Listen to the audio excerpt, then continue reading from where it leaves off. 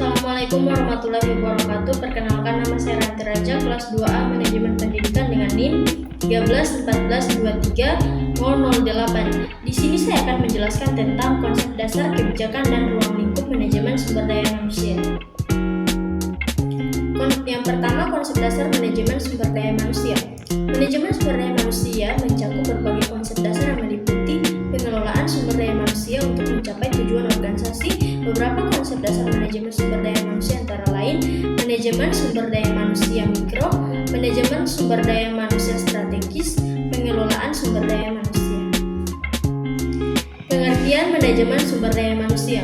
Manajemen sumber daya manusia merupakan salah satu bidang dari manajemen umum, seperti manajemen keuangan, manajemen pemasaran, dan manajemen operasi.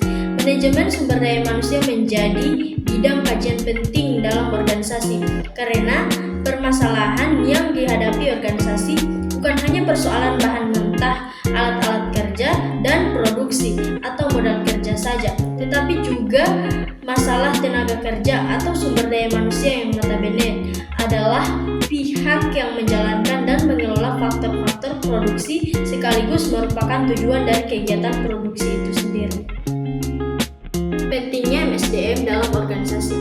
Pentingnya MSDM ini dapat disoroti dari berbagai perspektif. Moses Kingwodo misalnya menyoroti relevansi dan pentingnya MSDM ini dari 4 perspektif, yaitu politik, ekonomi, teknologi, dan sosial budaya.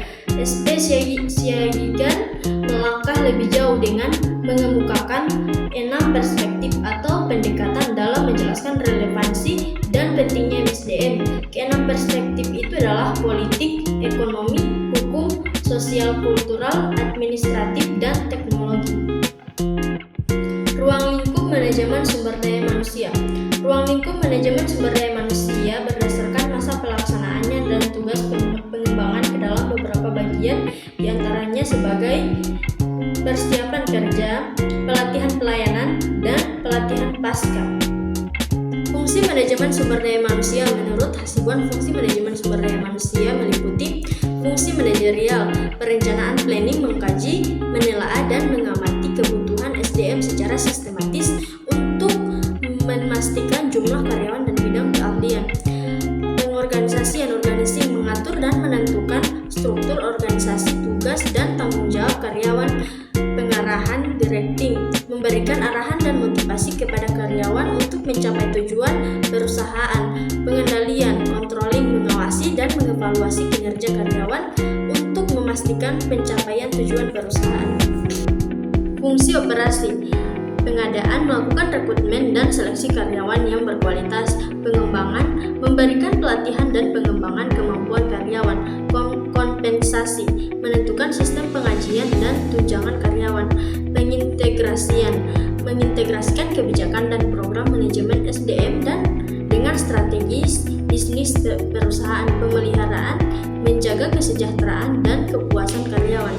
Kedisiplinan, menegakkan disiplin dan aturan perusahaan. Dari penjelasan tersebut saya dapat menyimpulkan bahwa pengelolaan sumber daya manusia yang kompeten dan penempatan kerja yang tepat sangat penting bagi kesuksesan organisasi, serta manajemen sumber daya manusia memiliki peran yang signifikan dalam mencapai tujuan organisasi melalui berbagai perspektif yang terkait dengan sumber daya manusia.